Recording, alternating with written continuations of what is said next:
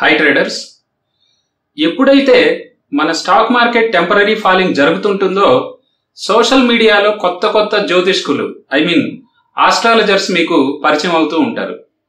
వాళ్ళ స్టేట్మెంట్స్ చూస్తే ఇప్పుడిప్పుడే మార్కెట్లోకి వస్తున్న రీటైల్ ఇన్వెస్టర్స్ భయానికి లోనవుతూ ఉంటారు.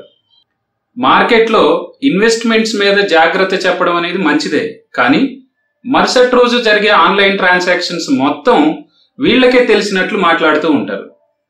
కానీ వాస్తవం ఏంటంటే మార్కెట్లో నెక్స్ట్ 1 అవర్లో జరిగే బయింగ్ ట్రాన్సాక్షన్స్ కానీ సెల్లింగ్ ట్రాన్సాక్షన్స్ కానీ ఎవ్వరికి ఏమీ తెలియదు. ఇది ఫ్యాక్ట్.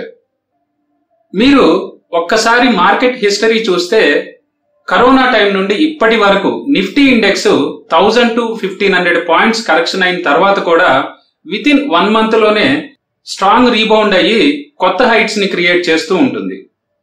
మన ఇండియన్ స్టాక్ మార్కెట్లో ఫారిన్ ఇన్వెస్ట్మెంట్స్ అప్పుడప్పుడు యూరోపియన్ క్రైసిస్ వల్ల కావచ్చు, మిడిల్ ఈస్ట్ కంట్రీస్ వార్ వల్ల కావచ్చు, టెంపరరీగా ఎగ్జిస్టింగ్ పొజిషన్స్ ని ప్రాఫిట్ బుక్ చేస్తూ ఉంటారు.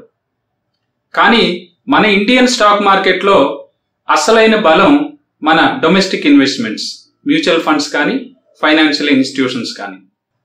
అందుకే మిగతా ఏషియన్ అండ్ యూరోపియన్ మార్కెట్స్ తో కంపేర్ చేస్తే మన ఇండియన్ స్టాక్ మార్కెట్ చాలా హెల్తీగా ఉంటుంది. ఇంత ఫాలింగ్ లో కూడా పాజిటివ్ విషయం ఏంటంటే మన ఐటీ సెక్టర్ కానీ ఫార్మా సెక్టర్ కానీ సెల్లింగ్ ప్రెషర్ లేదు.